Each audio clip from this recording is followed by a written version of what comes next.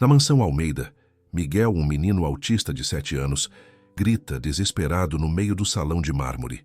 A terceira babá qualificada da semana joga a bolsa no ombro e abandona o menino sozinho, murmurando que não foi treinada para aquilo. Miguel está tremendo, as mãos cobrindo os ouvidos com força, completamente sozinho naquela mansão vazia, enquanto seus gritos ecoam pelos corredores sem ninguém que consiga ajudá-lo. O que ninguém percebe é que Helena, a faxineira que limpa o corredor ao lado, uma mulher que evita crianças como se elas queimassem, observa tudo em silêncio. O que ela faz a seguir é inacreditável. Mas antes de começar a história, se você, assim como nós, acredita que os verdadeiros heróis podem estar nos lugares mais improváveis, se inscreva no canal para não perder nenhuma história emocionante. Obrigado. Agora vamos voltar à nossa história. O silêncio pesado da mansão Almeida foi quebrado por um grito agudo que ecoou pelos corredores de mármore. Miguel, um menino de 7 anos com cabelos castanhos desalinhados e olhos que raramente encontravam os de outra pessoa, estava no meio do salão principal, as mãos cobrindo os ouvidos com força, enquanto seu corpo inteiro tremia. A terceira babá da semana, uma mulher de meia idade com diploma em pedagogia e referências impecáveis, estava parada a poucos metros dele, completamente paralisada, sem saber o que fazer. As luzes do lustre de cristal refletiam nas lágrimas que escorriam pelo rosto do menino, e o som da própria respiração acelerada parecia aumentar seu desespero. Ninguém mais conseguia acalmar aquele menino. 3 babás renomadas haviam se demitido na mesma semana, todas alegando a mesma coisa. Era impossível lidar com as crises do filho do milionário Rodrigo Almeida, mas o que ninguém imaginava era que, naquele exato momento, uma faxineira que limpava o chão de mármore no corredor ao lado, uma mulher que evitava crianças como se elas queimassem, estava prestes a fazer algo que mudaria 3 vidas para sempre. Helena tinha 28 anos, mas seu rosto carregava uma tristeza que a fazia parecer mais velha. Seus cabelos pretos estavam presos em um coque simples, e suas mãos, vermelhas de tanto esfregar pisos, seguravam firme o pano de limpeza enquanto observava a cena de longe. Ela não deveria estar ali, não naquele corredor, não naquele horário. Mas o grito do menino havia congelado seus movimentos. Havia algo naquele som, algo que tocava uma ferida que ela tentava manter enterrada há 2 anos. A babá finalmente desistiu, jogou a bolsa no ombro e saiu apressada, murmurando algo sobre não ter sido treinada para aquilo. O menino continuava gritando, agora sozinho no salão, e Helena sentiu seu peito apertar. Ela sabia que deveria sair, voltar para os fundos da casa, terminar seu trabalho e ir embora. Mas seus pés não obedeceram. Em vez disso, sem pensar, ela começou a cantarolar baixinho. Era uma canção de ninar simples, a mesma que costumava cantar para sua filha Sofia antes de dormir, nos tempos em que ainda tinha uma filha para embalar. A melodia saiu trêmula no começo, quase inaudível, mas aos poucos ganhou força. E então, como se o mundo tivesse parado por um segundo, o grito de Miguel cessou. O menino ainda estava tremendo, as mãos ainda cobriam seus ouvidos, mas ele não gritava mais. Seus olhos, que nunca pareciam focar em nada, se viraram lentamente na direção de Helena. Ela continuou cantando, seu coração batendo tão forte que achava que ele explodiria. Não se moveu, não se aproximou, apenas cantou, e pela primeira vez em meses, Miguel ficou em silêncio. Naquele momento, nenhum dos dois sabia, mas suas vidas nunca mais seriam as mesmas. Mas antes de continuar, me diz uma coisa. Você já esteve em uma situação onde a dor era tão grande que evitava tudo que pudesse lembrá-la dela? Pausa o vídeo agora e vai nos comentários contar como você lida com perdas profundas, porque o que Helena estava prestes a enfrentar ia mexer com cada pedaço da dor que ela carregava dentro do peito. Helena carregava um peso que ninguém na mansão conhecia. Há 2 anos, sua vida havia desmoronado em uma única noite de chuva. Seu marido, Daniel, e sua filha Sofia, de apenas 6 anos, voltavam de uma festa de aniversário quando um caminhão perdeu o controle na pista molhada. O impacto foi instantâneo e fatal. Helena recebeu a notícia no hospital, onde havia levado Sofia para uma consulta de rotina horas antes. Em questão de segundos, Ela deixou de ser esposa e mãe para se tornar apenas Helena, uma mulher vazia, vagando por um mundo que não fazia mais sentido. Os meses seguintes foram um borrão de dor. Ela vendeu tudo que tinha para pagar as dívidas do funeral e as contas médicas que se acumularam. A casa onde haviam construído memórias foi a primeira coisa a ir. Depois vieram os móveis, as roupas, as fotos emolduradas. Ela guardou apenas um álbum pequeno e o ursinho de pelúcia de Sofia, coisas que cabia em uma mochila surrada. Agora vivia em um quarto minúsculo nos fundos de uma lavanderia, um espaço úmido que cheirava eternamente a sabão e mofo, onde o barulho das máquinas nunca parava, nem de madrugada. Durante o dia, trabalhava como faxineira em casas de famílias ricas, esfregando pisos, lavando banheiros, limpando janelas. O trabalho era exaustivo, e era exatamente por isso que ela o fazia. Enquanto suas mãos estavam ocupadas, sua mente não tinha tempo para lembrar. Enquanto seu corpo doía de cansaço, seu coração não tinha energia para sentir. Ela evitava crianças como se fossem fantasmas. Quando via uma criança na rua, mudava de calçada. Quando ouvia risadas infantis, acelerava o passo. Quando alguém mencionava filhos, ela mudava de assunto ou simplesmente saía. A dor era insuportável demais. A lembrança de Sofia latejava como uma ferida aberta que nunca cicatrizava.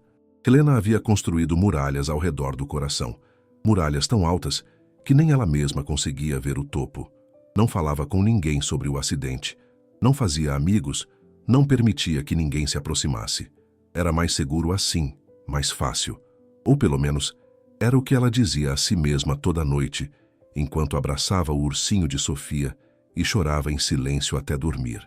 A mansão Almeida era um dos lugares onde Helena trabalhava 3 vezes por semana. Era uma construção imponente, com jardins perfeitamente aparados, uma piscina que parecia nunca ser usada e quartos maiores que o apartamento onde ela morava com a família antes do acidente. Tudo ali gritava riqueza, mas também gritava vazio. Os corredores eram silenciosos demais, os cômodos eram frios demais e a atmosfera geral da casa era de um mausoléu luxuoso, não de um lar. O dono da mansão, Rodrigo Almeida, era um homem de 35 anos, alto, de ombros largos e mandíbula sempre tensa. Ele era dono de uma rede de hotéis de luxo que se espalhava por 3 estados, um império construído com trabalho obsessivo e uma determinação que beirava a frieza. Helena raramente o via. Quando cruzavam no corredor, ele mal erguia os olhos, sempre com o celular colado na orelha, falando de números, reuniões, aquisições. Era como se ela fosse invisível, apenas mais uma peça da mobília que mantinha a casa funcionando. Mas Helena sabia quem ele era, assim como todo mundo que trabalhava ali. Sabia que ele era viúvo, que havia perdido a esposa Mariana durante o parto de Miguel 7 anos atrás. Sabia que, desde então, ele havia se tornado um homem diferente, mais distante, mais frio, mais focado no trabalho. E sabia, porque as outras funcionárias cochichavam, que ele mal passava tempo com o filho. Miguel vivia cercado de babás, terapeutas, tutores. Rodrigo chegava tarde, saía cedo, e quando estava em casa, trancava-se no escritório. Miguel havia sido diagnosticado com transtorno do espectro autista aos 3 anos. Era um menino bonito, com traços delicados herdados da mãe, mas seus olhos tinham uma qualidade distante, como se estivesse sempre olhando para algo que ninguém mais podia ver. Ele não falava exceto por palavras isoladas quando absolutamente necessário.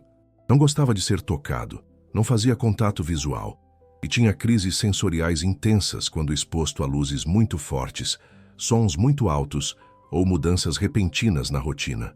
As babás se revezavam em uma rotatividade impressionante.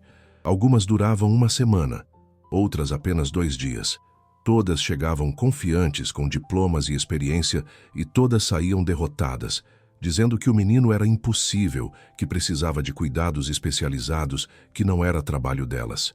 Helena as via indo embora, uma após a outra, e sentia uma pontada estranha no peito, mas rapidamente afastava o sentimento e voltava ao trabalho. Não era problema dela. Ela estava ali apenas para limpar, não para se envolver. Mas naquela tarde, quando o grito de Miguel ecoou pelos corredores e Helena começou a cantarolar sem pensar, algo mudou. Quando o menino ficou em silêncio e seus olhos encontraram os dela por uma fração de segundo, Helena sentiu como se um raio tivesse atravessado seu peito. Era a mesma sensação que tinha quando Sofia a olhava, aquele reconhecimento profundo, aquela conexão silenciosa que só existia entre mãe e filho. E pela primeira vez em 2 anos, Helena não fugiu da dor. Ela ficou ali parada, cantando baixinho, enquanto lágrimas rolavam pelo seu rosto, e o menino a observava com algo que quase parecia interesse. Rodrigo Almeida estava em uma reunião virtual no escritório quando ouviu o silêncio.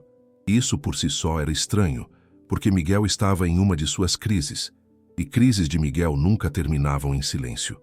Elas terminavam em exaustão, com o menino finalmente desistindo depois de gritar até sua garganta doer e seu corpo não aguentar mais. Mas desta vez, apenas alguns minutos após o início da crise, tudo ficou quieto. Ele desligou a câmera, pediu licença aos executivos do outro lado da tela e foi verificar. O que viu o deixou completamente paralisado. No salão principal, Miguel estava sentado no chão, ainda tremendo levemente, mas não gritando, e a alguns metros dele, uma das faxineiras, uma mulher que ele nunca havia realmente prestado atenção, estava cantando baixinho, com os olhos fixos no menino. A cena era tão inesperada, tão estranha, que Rodrigo não soube como reagir. Ele ficou ali, escondido na sombra do corredor, observando. A mulher não se aproximava de Miguel, não tentava tocá-lo, não falava com ele. Apenas cantava, com uma voz suave e trêmula. E o menino parecia estar ouvindo. Pela primeira vez em meses, desde que a última babá competente havia saído, Miguel parecia estar realmente presente, realmente ali. Quando a música terminou, a mulher limpou as lágrimas rapidamente, pegou o balde de limpeza e saiu apressada, como se tivesse feito algo errado. Miguel ficou ali por mais alguns minutos, e então, lentamente, levantou-se e foi para o quarto. Não houve mais gritos naquele dia. Rodrigo ficou pensando na cena a noite toda. Quando a babá do turno da noite chegou, ele dispensou. Não tinha mais paciência para observar outra pessoa incompetente tentando e falhando. Na manhã seguinte, pediu à governanta que lhe trouxesse o nome da faxineira que havia estado no corredor do salão na tarde anterior. Helena Martins, disse a governanta, franzindo a testa. Por quê, senhor? Rodrigo não respondeu. Simplesmente pediu que Helena fosse chamada ao seu escritório assim que chegasse. Quando Helena entrou no escritório horas depois, estava visivelmente nervosa. Suas mãos tremiam ligeiramente e seus olhos evitavam os dele, fixos no chão. Ela achava que ia ser demitida, que havia cometido alguma infração ao se envolver com o filho do patrão. O senhor pediu para me ver, disse ela baixinho, a voz quase inaudível. Rodrigo estava sentado atrás da mesa de mogno, os dedos entrelaçados, a expressão ilegível. O que você fez ontem com meu filho?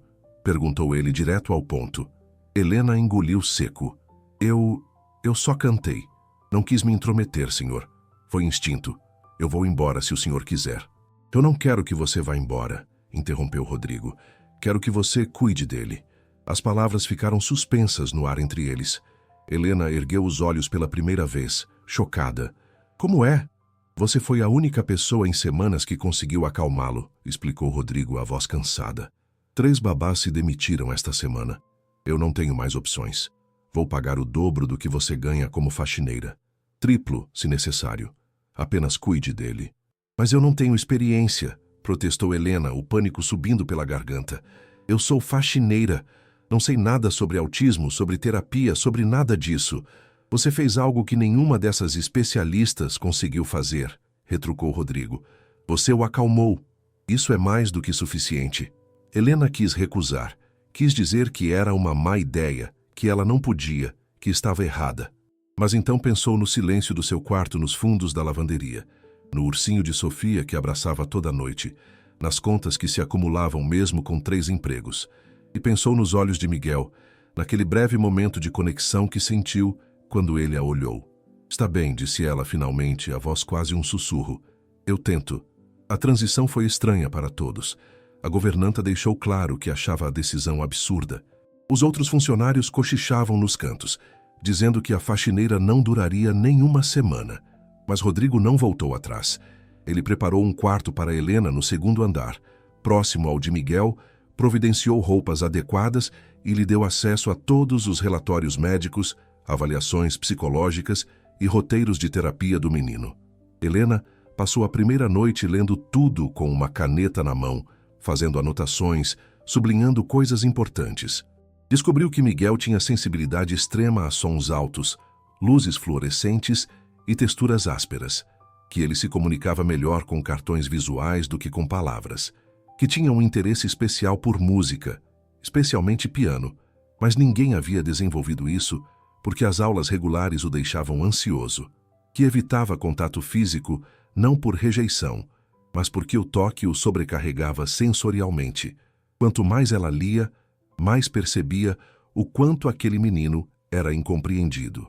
As babás tentavam aplicar métodos genéricos, rotinas rígidas que ignoravam completamente as necessidades específicas dele.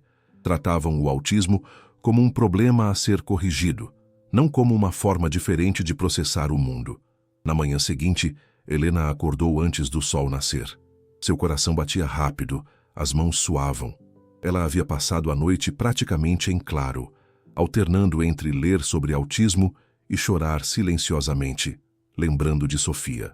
Mas quando foi até o quarto de Miguel às 7 da manhã, como orientado pela rotina que ela havia lido, estava determinada a tentar. O quarto de Miguel era grande, mas surpreendentemente vazio para uma criança. Havia uma cama com lençóis azuis, uma estante com poucos livros e no canto um teclado musical coberto por um pano. As paredes eram brancas, sem nenhuma decoração, sem nenhum estímulo visual. Helena bateu levemente na porta antes de entrar, mesmo sabendo que Miguel provavelmente não responderia. "Bom dia, Miguel", disse ela suavemente. "Eu sou Helena. Vou ficar com você a partir de agora." O menino estava sentado na cama, ainda de pijama, olhando para a parede. Não virou quando ela entrou, não mostrou nenhum sinal de que havia registrado sua presença. Helena não se aproximou. Ela havia lido que crianças autistas muitas vezes precisam de espaço, que forçar proximidade pode ser aterrorizante para elas. Em vez disso, ela sentou no chão perto da porta, longe o suficiente para não invadir o espaço pessoal dele, mas perto o suficiente para que ele soubesse que ela estava ali. "Eu trouxe uma coisa para você", disse Helena, tirando da bolsa um pequeno caderno e alguns cartões visuais que ela havia imprimido durante a madrugada. "São cartões de rotina. Vi nos relatórios que você gosta deles." Miguel não reagiu imediatamente, mas depois de alguns minutos virou a cabeça ligeiramente na direção dela. Seus olhos não encontraram os dela, mas olharam para os cartões. Helena colocou-os no chão e empurrou suavemente na direção dele. "Este aqui é o café da manhã", explicou ela, apontando para o cartão com uma imagem de prato e copo. "Este aqui é escovar os dentes. Este é se vestir. Pensei que a gente podia fazer nossa rotina do dia juntos. O que você acha?" Não houve resposta verbal, mas depois de um momento que pareceu uma eternidade, Miguel desceu da cama, caminhou lentamente até os cartões e pegou o do café da manhã. Helena sentiu seu coração acelerar. Era uma vitória minúscula, quase insignificante, mas era uma vitória. "Ótimo", disse ela, sorrindo mesmo sabendo que ele provavelmente não estava olhando. "Vamos tomar café da manhã, então." Os primeiros dias foram extremamente difíceis. Miguel não falava com Helena, não a olhava diretamente, e suas rotinas eram tão específicas que qualquer pequeno desvio resultava em ansiedade visível. Mas Helena não desistiu. Ela observava tudo, anotava tudo. Percebeu que Miguel Thumb cava as orelhas quando a geladeira fazia um zumbido específico. Então começou a avisá-lo com antecedência quando ia abrir a geladeira. Notou que ele evitava certas roupas, então investigou e descobriu que as etiquetas o incomodavam. Então removeu todas. Viu que ele olhava para o teclado no canto do quarto com algo que parecia interesse. Então um dia simplesmente tirou o pano e tocou uma nota suave. Miguel congelou. Helena parou imediatamente, com medo de ter feito algo errado. Mas então, para sua surpresa, Miguel caminhou até o teclado e, com um dedo hesitante, pressionou a mesma tecla. Helena tocou outra nota. Miguel tocou a mesma. Foi assim que começou. Eles se comunicavam através de notas musicais, Uma linguagem sem palavras que funcionava de uma forma que nenhuma outra coisa havia funcionado. A cada dia, Miguel tocava um pouco mais e Helena respondia. Ela não sabia tocar piano de verdade, mas isso não importava. O que importava era a conexão, aquela ponte silenciosa que estavam construindo juntos, nota por nota. Rodrigo observava tudo de longe. Ele chegava em casa tarde, como sempre, mas agora parava na porta do quarto de Miguel antes de ir para o escritório. Ouvia o som do piano. Via Helena sentada no chão ao lado do filho, ambos tocando juntos, e algo dentro dele se movia. Era estranho, desconfortável até, porque Rodrigo havia se acostumado a não sentir nada. Desde a morte de Mariana, ele havia enterrado todas as emoções profundamente, focando toda a sua energia no trabalho. Era mais fácil assim, mais seguro. Não havia espaço para a dor quando sua mente estava ocupada com planilhas, reuniões, aquisições. Miguel era uma lembrança constante de Mariana, e isso era exatamente o que Rodrigo não conseguia suportar. Toda vez que olhava para o filho, via os olhos dela, o sorriso dela, a gentileza dela, e junto com essas memórias vinha a culpa esmagadora, porque Mariana havia morrido dando à luz Miguel, e Rodrigo não conseguia separar as duas coisas em sua mente. O bebê que deveria ter sido uma bênção se tornou uma lembrança dolorosa de tudo que ele havia perdido. Então ele terceirizou. Contratou as melhores babás, os melhores terapeutas, os melhores tutores. Providenciou tudo o que Miguel precisava, mas nunca esteve realmente presente. E agora, vendo Helena com o menino, vendo a paciência dela, a dedicação dela, Rodrigo percebia o quanto havia falhado. Não era só questão de contratar pessoas, não era só questão de dinheiro. Miguel precisava de presença, de conexão, de alguém que realmente se importasse. E Rodrigo havia fugido disso por 7 anos. 2 semanas se passaram. Miguel estava progredindo de maneiras pequenas, mas significativas. Ele começou a buscar Helena quando entrava no quarto, não com palavras, mas com olhares rápidos. Ele permitia que ela ficasse mais perto, sentada ao lado dele no piano, em vez de no chão. Ele até, em uma ocasião, tocou brevemente na mão dela quando queria que ela tocasse uma nota específica. Foi um toque de menos de 1 segundo, mas Helena sentiu como se o mundo tivesse parado. Ela imediatamente reconheceu o significado daquilo, o quanto de confiança havia sido necessário para Miguel fazer aquilo. E naquele momento, abraçando o travesseiro à noite, Helena finalmente admitiu para si mesma algo que vinha tentando negar. Ela estava se apegando àquele menino. E apesar do medo, apesar da dor que isso poderia trazer, ela não queria parar. Uma tarde, Rodrigo chegou mais cedo do que o normal.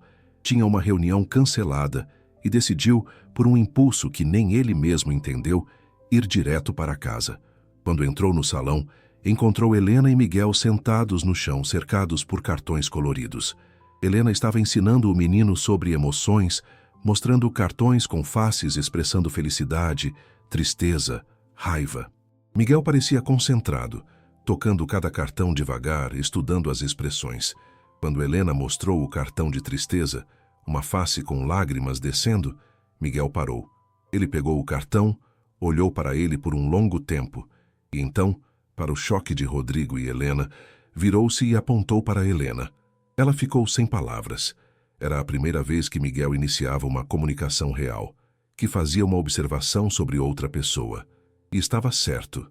Ela estava triste. Estava sempre triste, carregando aquela dor silenciosa para todo lugar. Sim, sussurrou ela, a voz embargada. Às vezes eu fico triste. Miguel continuou olhando para ela, e então fez algo completamente inesperado. Ele se aproximou, ainda segurando o cartão, e tocou levemente no braço dela. Não foi um abraço, não foi nada dramático, mas foi uma demonstração de empatia, de conexão, de entendimento.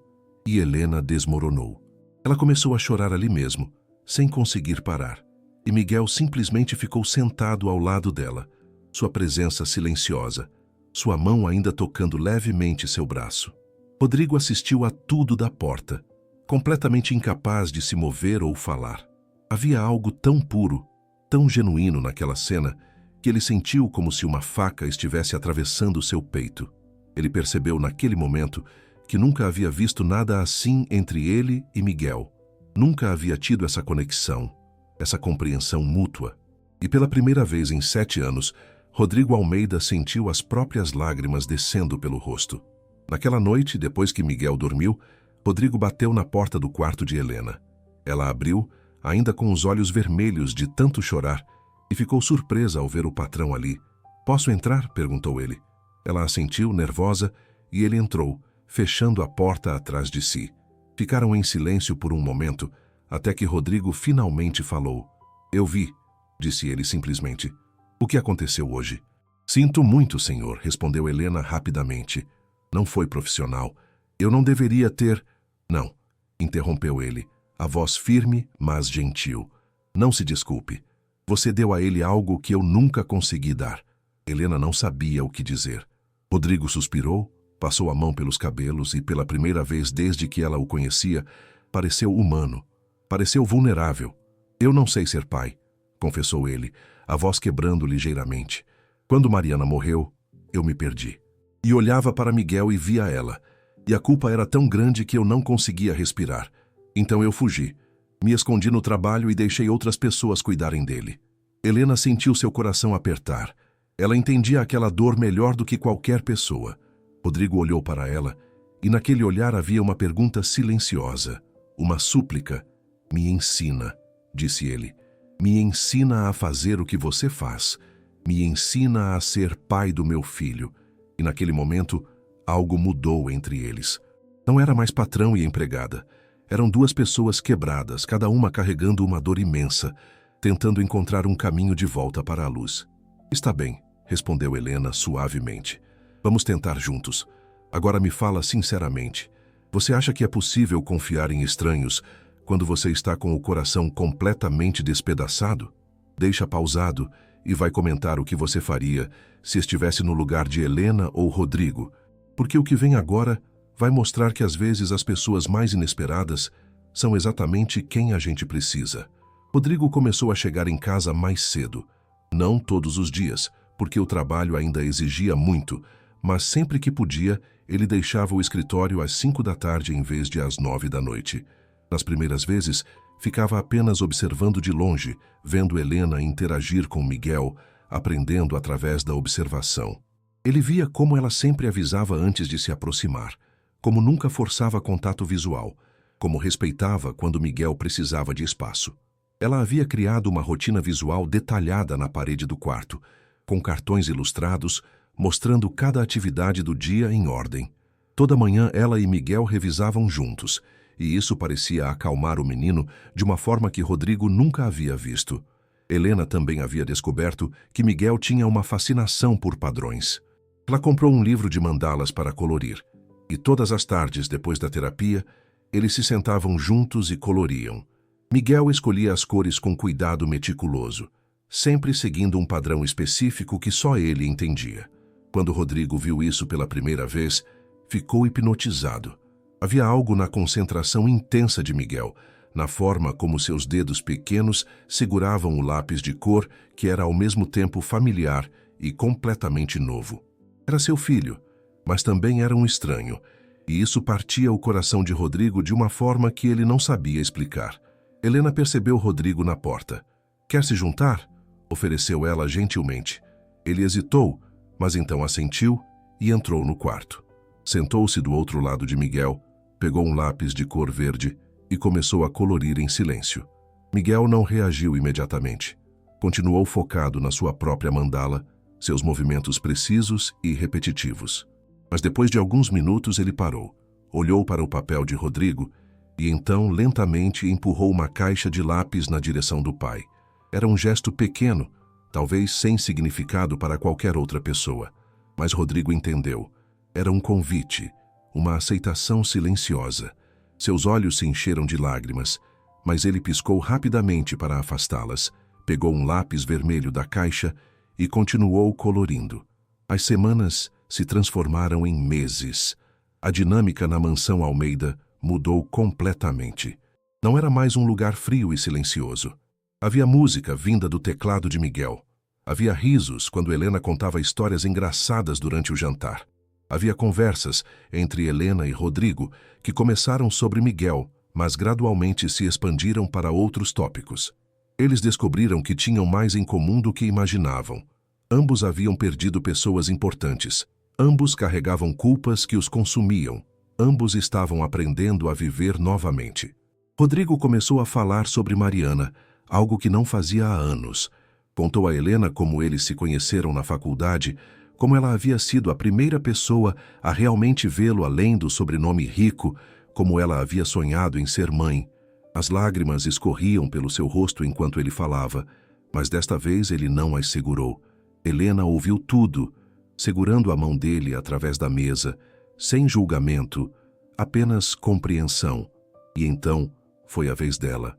Ela contou sobre Daniel, sobre Sofia, sobre o acidente, sobre como havia perdido tudo em uma noite. Contou sobre a dor de acordar todo dia e lembrar que eles não estavam mais ali, sobre como havia evitado crianças porque eram um lembrete constante demais do que havia perdido. Não era sua culpa, disse Rodrigo firmemente. Foi um acidente. Você não podia ter evitado.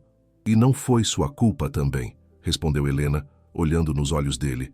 Mariana queria aquele bebê. Ela escolheu ter Miguel sabendo dos riscos.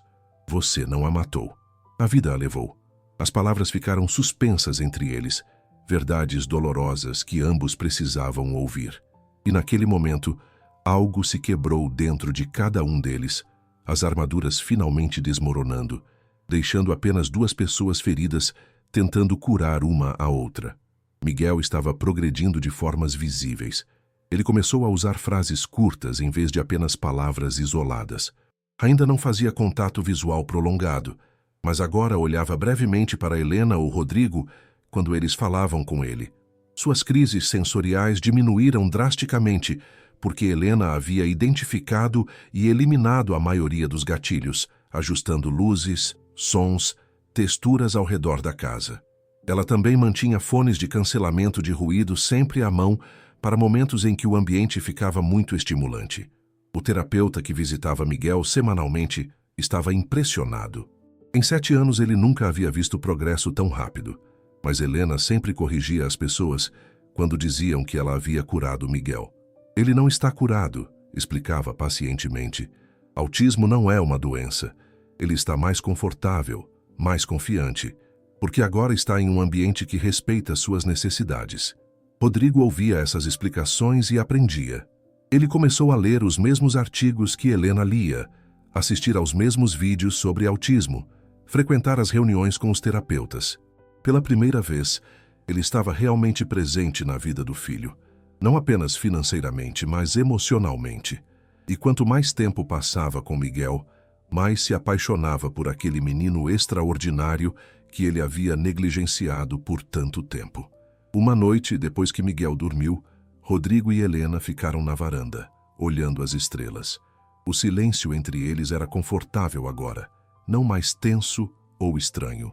Obrigado, disse Rodrigo de repente, por tudo. Você salvou meu filho. E me salvou também. Helena virou para olhá-lo e ficou sem palavras com a intensidade do olhar dele. Não eram mais patrão e empregada. Havia algo mais ali, algo que ambos sentiam, mas tinham medo de nomear. Rodrigo, começou ela, mas ele a interrompeu. Eu sei, disse ele suavemente. Eu sei que isso é complicado. Eu sei que não deveria sentir o que estou sentindo, mas eu não consigo evitar. Você trouxe luz para uma casa que estava completamente escura. E não é só Miguel. Você me fez sentir novamente, me fez querer ser melhor, me fez acreditar que talvez eu mereça uma segunda chance de ser feliz. Helena sentiu lágrimas descendo pelo rosto. Ela também sentia aquela atração crescente, aquela necessidade de estar perto dele, mas tinha medo. Medo de se apegar e perder novamente, medo de não ser suficiente, medo de estragar a coisa boa que tinham construído. Eu tenho medo, admitiu ela. Eu também, respondeu Rodrigo, mas acho que vale a pena tentar. Ele estendeu a mão, e depois de um momento de hesitação ela a pegou. E naquele toque simples, naquele entrelaçar de dedos sob as estrelas, um novo capítulo começou. O relacionamento entre Helena e Rodrigo se aprofundou gradualmente. Eles não se apressaram, não querendo estragar o que estavam construindo, mas os momentos se acumulavam, pequenos gestos de carinho que cresciam em significado. Rodrigo começou a trazer flores para Helena. Não rosas caras de floricultura, mas flores silvestres que ele colhia no jardim, porque ele havia percebido que ela preferia coisas simples e genuínas. Helena preparava café exatamente como ele gostava, forte e sem açúcar, deixando na mesa do escritório nas manhãs em que ele tinha reuniões difíceis. E Miguel, na sua própria maneira, parecia aprovar.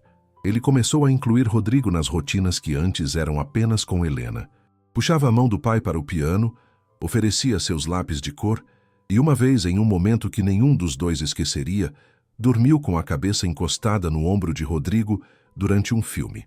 Foi um momento breve, talvez 5 minutos antes de Miguel se ajustar e se afastar, mas Rodrigo ficou completamente imóvel aquele tempo todo, com medo de respirar muito forte e quebrar o feitiço. Quando Miguel finalmente se moveu, Rodrigo olhou para Helena, que estava do outro lado do sofá, e viu que ela estava chorando silenciosamente, sorrindo através das lágrimas. A família que nenhum dos três havia planejado estava se formando, peça por peça, momento por momento. Mas nem tudo eram flores. Havia complicações, e a maior delas tinha um nome: Beatriz Almeida. Beatriz era a mãe de Rodrigo, uma mulher de 60 anos com cabelos perfeitamente penteados, roupas de grife e uma expressão permanente de desaprovação. Ela não visitava com frequência, preferindo a sua cobertura no bairro mais caro da cidade, mas quando Rodrigo mencionou casualmente durante um almoço de domingo que estava pensando em se tornar mais presente na vida de Miguel, ela decidiu fazer uma visita. Foi assim que, em uma tarde de quinta-feira, Beatriz apareceu sem avisar na mansão Almeida. A governanta a recebeu nervosa, sabendo que nada de bom vinha dessas visitas surpresa. Beatriz entrou como se fosse dona do lugar, inspecionando cada cômodo com olhar crítico. "Onde está Rodrigo?" perguntou ela, tirando as luvas de couro devagar. "Ele está no quarto de Miguel, senhora", respondeu a governanta, "com o menino e a cuidadora." Beatriz franziu o senho. "Cuidadora? Pensei que as babás haviam se demitido." "A nova cuidadora, senhora. Helena." Beatriz subiu as escadas com passos determinados, seus saltos altos ecoando no mármore. Quando chegou ao quarto de Miguel, parou na porta. A cena diante dela a deixou momentaneamente sem palavras. Rodrigo estava sentado no chão, de jeans e camiseta, algo que ela não via há anos. Miguel estava ao lado dele, e ambos estavam construindo algo com blocos de Lego. E do outro lado, uma mulher que Beatriz não reconheceu estava ajudando, rindo de algo que Rodrigo havia dito. "Rodrigo", chamou Beatriz, sua voz cortando o momento como uma faca. "O que está acontecendo aqui?" Rodrigo levantou, surpreso. "Mãe, não sabia que você vinha." Beatriz entrou no quarto, seu olhar avaliando Helena da cabeça aos pés com desprezo mal disfarçado. "Esta é a nova babá?" perguntou ela, enfatizando a palavra babá como se fosse um insulto. Helena se levantou também, desconfortável sob o escrutínio. "Mãe, esta é Helena", apresentou Rodrigo, colocando-se ligeiramente na frente dela. "Ela cuida de Miguel e faz um trabalho extraordinário." Beatriz fez um som de desprezo. "Tenho certeza. Posso falar com você em particular?" Não era um pedido, era uma ordem. Rodrigo olhou para Helena, que acenou ligeiramente, indicando que ficaria bem. Ele seguiu a mãe para o corredor, fechando a porta do quarto atrás de si. "Você está completamente louco?" Beatriz atacou assim que estavam sozinhos. "Uma faxineira? Você deixou uma faxineira cuidar do seu filho?" "Ela não é só uma faxineira", respondeu Rodrigo, tentando manter a calma. "Ela é incrível com Miguel. Ele está progredindo de formas que você nem imagina." "Ela é uma funcionária, Rodrigo", insistiu Beatriz. "E pelo que vi ali dentro, ela é mais do que isso para você. Você está se envolvendo com a ajuda?" "Eu estou me envolvendo com uma mulher extraordinária, que cuida do meu filho melhor do que qualquer pessoa já fez, incluindo você", retrucou Rodrigo, sua voz ficando mais fria. Beatriz deu um passo para trás, como se tivesse sido esbofeteada. "Não ouse falar assim comigo. Eu sou sua mãe. E você está cometendo um erro enorme. Essa mulher é uma oportunista. Ela viu sua vulnerabilidade e está se aproveitando. Você está errada." disse Rodrigo firmemente. Helena não é assim. Você não a conhece. E eu não preciso que conheça. Preciso apenas que respeite minhas decisões. Beatriz ficou em silêncio por um momento, seus olhos frios avaliando o filho. Finalmente ela falou, cada palavra carregada de veneno. Você vai se arrepender disso, Rodrigo. E quando se arrepender, não venha chorando para mim. Ela virou e desceu as escadas, saindo da mansão com a mesma brutalidade com que havia chegado. Rodrigo voltou para o quarto, visivelmente abalado. Helena estava sentada com Miguel, mas percebeu imediatamente a tensão no rosto dele. Está tudo bem? Perguntou ela. Sim, mentiu Rodrigo. Apenas minha mãe sendo minha mãe. Mas Helena não era tola. Ela viu o olhar que Beatriz lhe havia dado. Reconheceu o desprezo ali. E pela primeira vez desde que havia começado a trabalhar na mansão, ela se perguntou se estava fazendo a coisa certa. Rodrigo era rico, bem educado, movia-se em círculos sociais completamente diferentes dos dela. Sua família claramente a desprezava, e embora ele dissesse que isso não importava, Helena sabia que importava. Sempre importava. Naquela noite, ela mal dormiu. Ficou olhando para o teto, pensando em Sofia, em Daniel, em tudo que havia perdido. Será que estava se preparando para perder novamente? Será que estava sendo egoísta, envolvendo-se emocionalmente com Rodrigo e Miguel, quando sabia que as diferenças entre eles poderiam acabar machucando todos? Mas pela manhã, quando Miguel bateu na sua porta e ofereceu a ela um desenho que havia feito, um desenho simples de 3 figuras de palito com as palavras família, escritas embaixo com letras tortas, todas as dúvidas desapareceram. Ela não estava sendo egoísta, ela estava amando. E amor, por mais assustador que fosse, sempre valia a pena. Os meses passaram, e apesar da desaprovação de Beatriz, a vida na mansão Almeida continuou a florescer. Miguel começou a falar mais, formando frases completas, expressando seus desejos e necessidades com clareza crescente. Ele ainda tinha preferências sensoriais específicas, ainda evitava multidões e mudanças abruptas, mas agora tinha ferramentas para lidar com o mundo ao seu redor. E mais importante, tinha 2 adultos que o amavam incondicionalmente, que estavam dispostos a adaptar o mundo para ele, em vez de forçá-lo a se conformar. Uma noite, Rodrigo preparou um jantar especial. Ele dispensou todos os funcionários, pediu que Helena se vestisse bem e preparou a mesa na varanda com velas, flores e a comida favorita dela.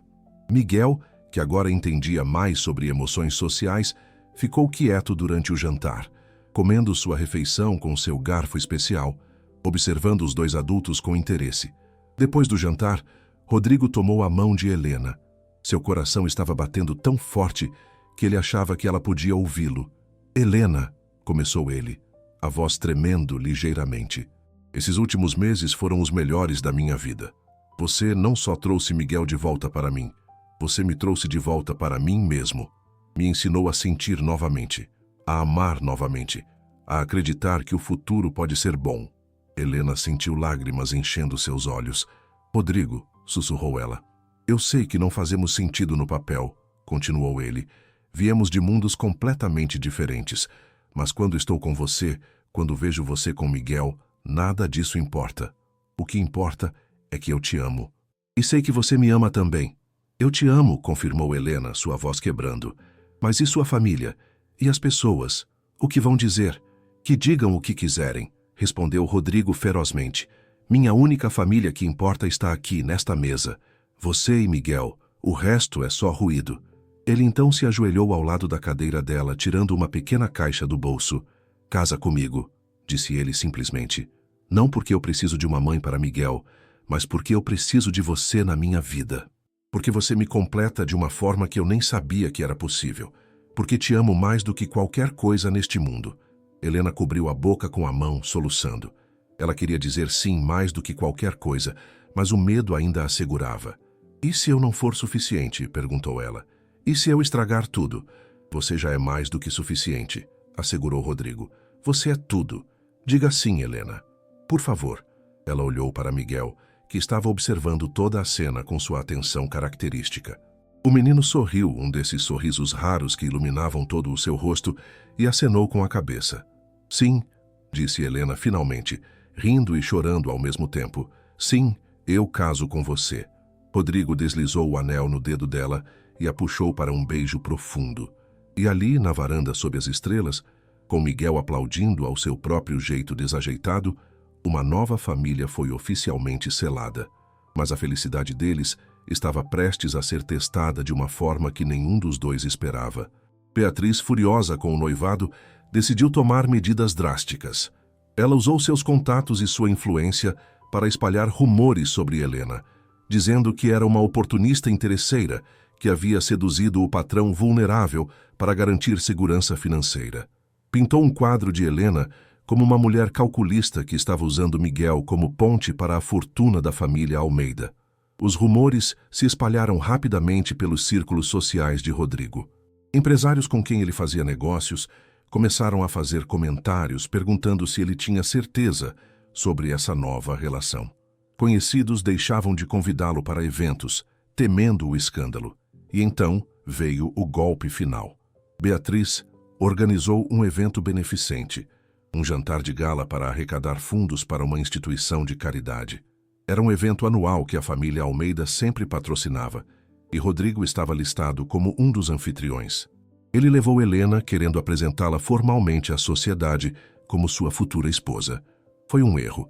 No momento em que entraram no salão luxuoso do hotel, Helena sentiu todos os olhares se virando para ela. Não eram olhares de curiosidade ou boas-vindas, eram olhares de julgamento, de desprezo. As mulheres cochichavam atrás de leques, os homens faziam comentários baixos entre si. Rodrigo segurou a mão dela firmemente, levando-a para a mesa principal. Beatriz estava lá, cercada por outras mulheres da alta sociedade, todas vestidas com joias que valiam mais do que Helena ganharia em uma vida inteira de trabalho. Rodrigo, que bom que você veio, disse Beatriz com um sorriso falso, e trouxe sua convidada. O tom deixava claro o que ela realmente pensava. Esta é Helena, minha noiva, corrigiu Rodrigo, sua voz firme, e gostaria que você a tratasse com o respeito que ela merece. Beatriz riu, um som frio e cortante. Claro, querido. Qualquer pessoa que você escolher é bem-vinda em nossa família. O jantar foi um pesadelo.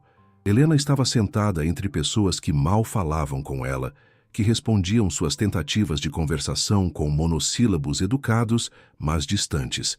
Ela se sentiu completamente fora do lugar, com seu vestido simples entre tantos trajes de grife, suas mãos calejadas de trabalho em uma mesa cheia de mãos manicuradas que nunca haviam trabalhado um dia sequer. Mas o pior ainda estava por vir. No meio do evento, Beatriz se levantou para fazer um discurso. Ela agradeceu a todos pela presença, falou sobre a importância da caridade e então, com um sorriso venenoso, disse: "E quero aproveitar para falar sobre valores familiares, sobre a importância de manter nossas tradições, de nos casarmos dentro dos nossos círculos, de não deixarmos que oportunistas se aproveitem de momentos de vulnerabilidade." Os olhos dela foram diretamente para Helena. O salão ficou em silêncio. Era uma acusação pública, clara e devastadora. Helena sentiu como se tivesse levado um soco no estômago. Lágrimas queimaram seus olhos, mas ela se forçou a não chorar. Não ali, não na frente de todas aquelas pessoas. Rodrigo se levantou imediatamente, furioso. "Como você se atreve?" começou ele, mas Helena o segurou. "Vamos embora", sussurrou ela. "Por favor, apenas me tire daqui." Eles saíram do evento no meio do discurso de Beatriz, com todos os olhares grudados neles. No carro, Helena finalmente desmoronou, soluçando incontrolavelmente. Rodrigo tentou consolá-la, mas ela o afastou. "Ela tinha razão", disse Helena entre soluços. "Eu não pertenço ao seu mundo. Nunca vou pertencer. Seu filho merece melhor do que uma mãe que é desprezada por toda a sociedade em que você vive. Não diga isso", implorou Rodrigo. "Você é exatamente o que Miguel precisa, o que eu preciso, o resto não importa." "Mas importa", gritou Helena. "Importa porque toda vez que sairmos, as pessoas vão me julgar. Vão julgar você por estar comigo. E vão julgar Miguel por ter uma mãe que é considerada inferior. Eu não posso fazer isso com ele. Não posso ser o motivo de ele sofrer bullying ou ser excluído. Rodrigo, eu te amo, mas talvez o amor não seja suficiente." Ela pediu que ele parasse o carro. Precisava caminhar, pensar, respirar. Rodrigo não queria deixá-la ir, mas viu o desespero nos olhos dela e não teve escolha. Helena saiu do carro e começou a caminhar pela rua vazia, as lágrimas rolando pelo rosto, o coração partido em milhões de pedaços. Os dias seguintes foram os mais difíceis. Helena voltou para a mansão, mas apenas para buscar suas coisas. Ela havia tomado uma decisão, e por mais dolorosa que fosse, achava que era a certa. Não podia ser a causa de sofrimento para Miguel e Rodrigo. Não podia permitir que sua presença os tornasse alvos de julgamento e exclusão. Quando Rodrigo descobriu o que ela estava fazendo, ele a encontrou no quarto dela fazendo a mala. "Você não pode ir", disse ele, a voz desesperada. "O que eu vou dizer para Miguel?" "Diga a verdade", respondeu Helena, sem olhar para ele. "Que eu não era forte o suficiente para suportar o que seu mundo exigia de mim." "Você é a pessoa mais forte que eu conheço", disse Rodrigo. "Por favor, não faça isso. Não desista de nós." "Eu não estou desistindo", explicou Helena, finalmente o encarando. "Estou protegendo. Você ainda não viu o quão cruel o mundo pode ser com pessoas que são diferentes. E Miguel já é diferente o suficiente. Ele não precisa de mais um motivo para ser excluído. Eu me importo com vocês demais para permitir isso." Antes que Rodrigo pudesse responder, ouviram passos pequenos no corredor. Miguel apareceu na porta, olhando de um para o outro com expressão confusa. "Por que Helena está fazendo mala?" perguntou ele, sua voz pequena e cheia de medo. Helena se ajoelhou na frente dele com lágrimas rolando pelo rosto. "Eu preciso ir embora por um tempo, Miguel", explicou ela gentilmente. "Por quê?" perguntou o menino. "Você não me ama mais?" As palavras quebraram o coração de Helena em pedaços ainda menores. "Eu te amo mais do que tudo, Miguel", disse ela, a voz embargada. "Eu sempre vou te amar." "Então fica", implorou Miguel. "Por favor, não vá embora." Ele começou a ficar agitado, suas mãos começando a bater nas pernas, um sinal de que uma crise estava começando. Helena o puxou para um abraço e, pela primeira vez, Miguel não resistiu. Ele se agarrou a ela, chorando, e Helena percebeu o quanto havia mudado para aquele menino, o quanto ela importava, mas mesmo assim achou que estava fazendo a coisa certa. Deixou uma carta explicando tudo, pegou sua mala e saiu da mansão antes que pudesse mudar de ideia.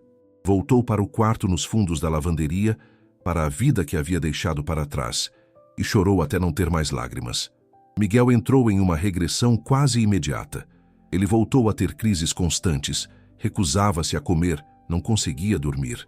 Ficava sentado no canto do quarto, abraçado ao desenho que havia feito com as 3 figuras de palito, balançando para frente e para trás.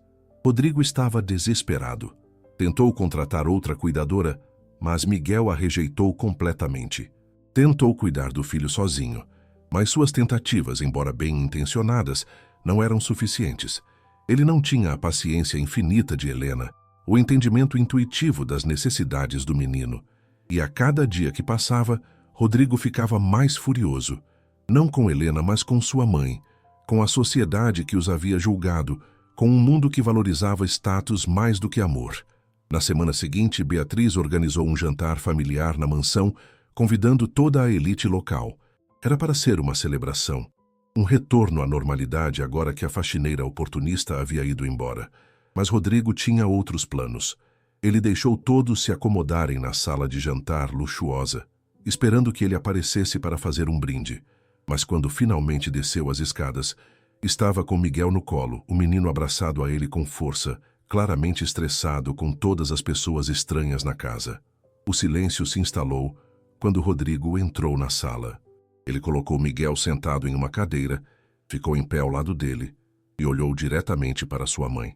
"Vocês vieram aqui hoje esperando uma celebração", começou ele, a voz fria e controlada. "Mas eu tenho algo diferente para dizer. Quero que todos vejam o que vocês fizeram." E apontou para Miguel, que estava claramente sofrendo, seus olhos vermelhos de tanto chorar, seu corpo trêmulo. "Este é meu filho", continuou Rodrigo. "Um menino incrível, inteligente, sensível, que finalmente estava aprendendo a se comunicar, a confiar, a sorrir. Vocês viram ele progredindo? Viram como ele estava feliz? Não, porque nenhum de vocês se importou o suficiente para perguntar. O único momento em que se preocuparam com minha vida Foi quando acharam que eu estava cometendo um erro social. Beatriz tentou interromper.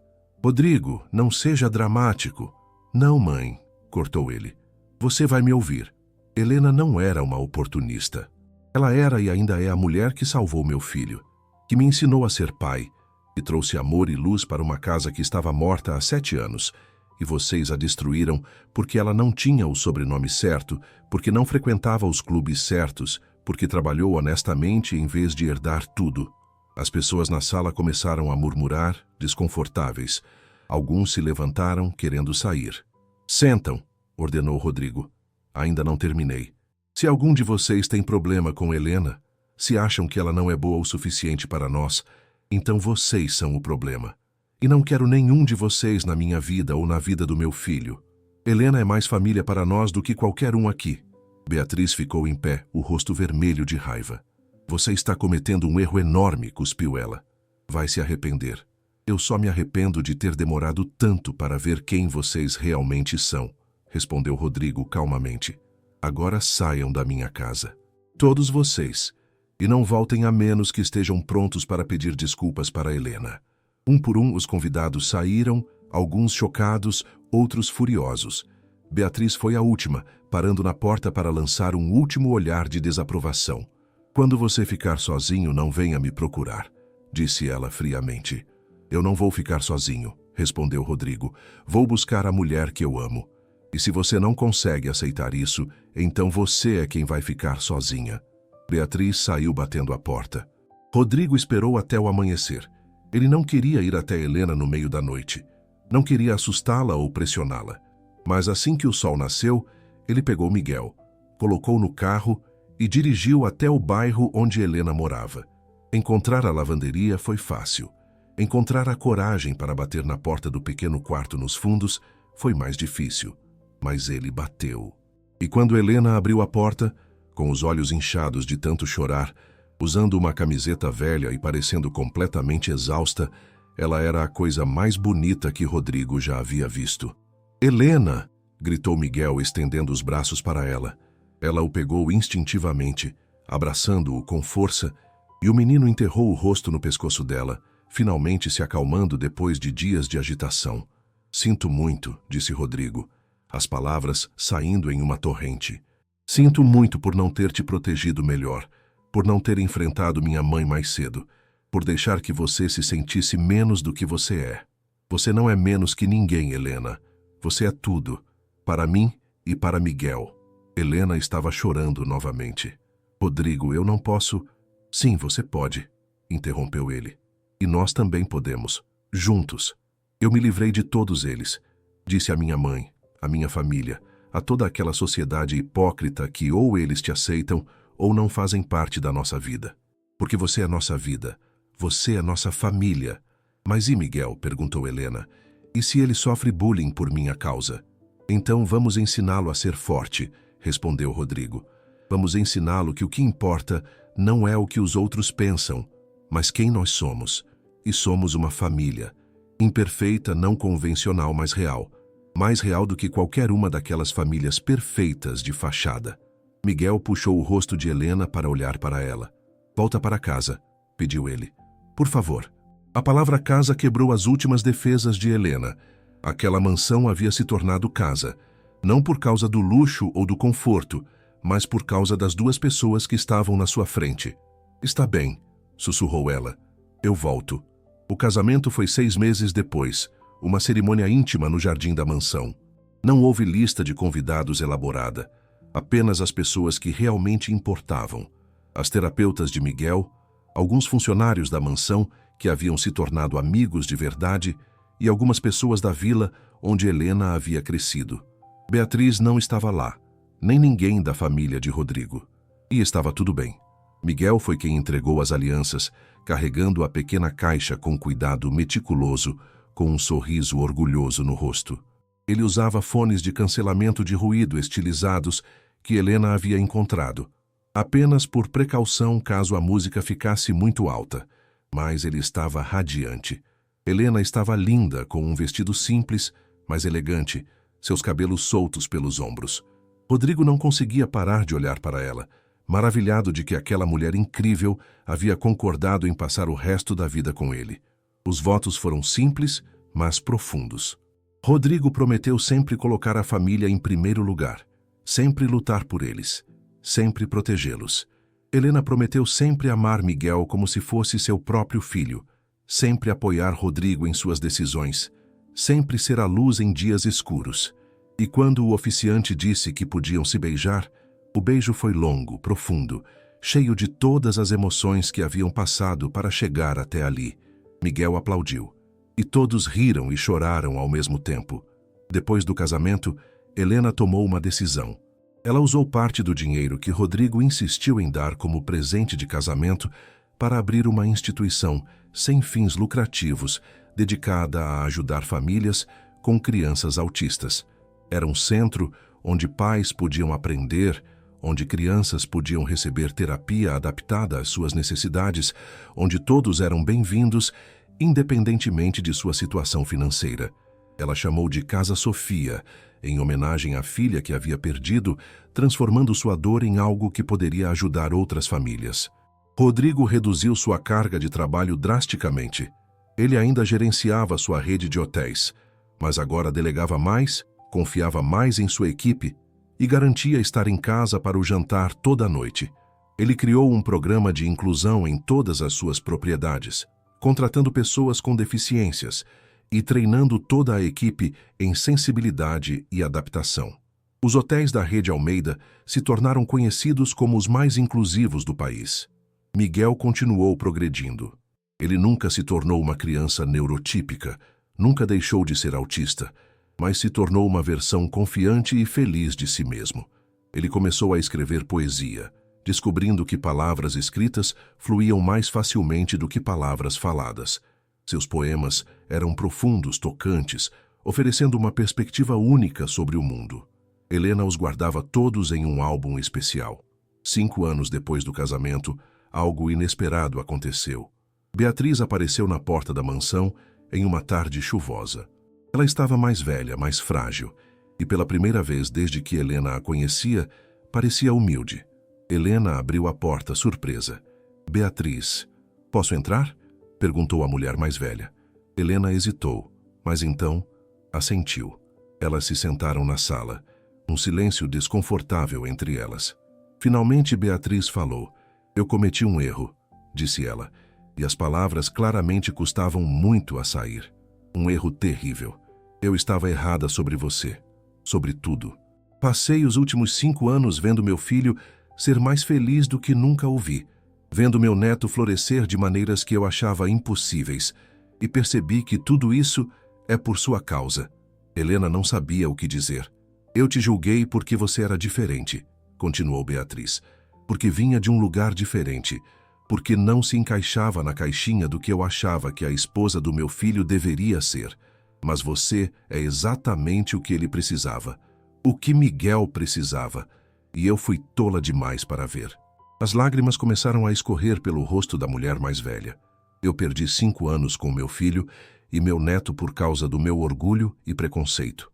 E sei que não mereço, mas estou pedindo uma chance de consertar isso.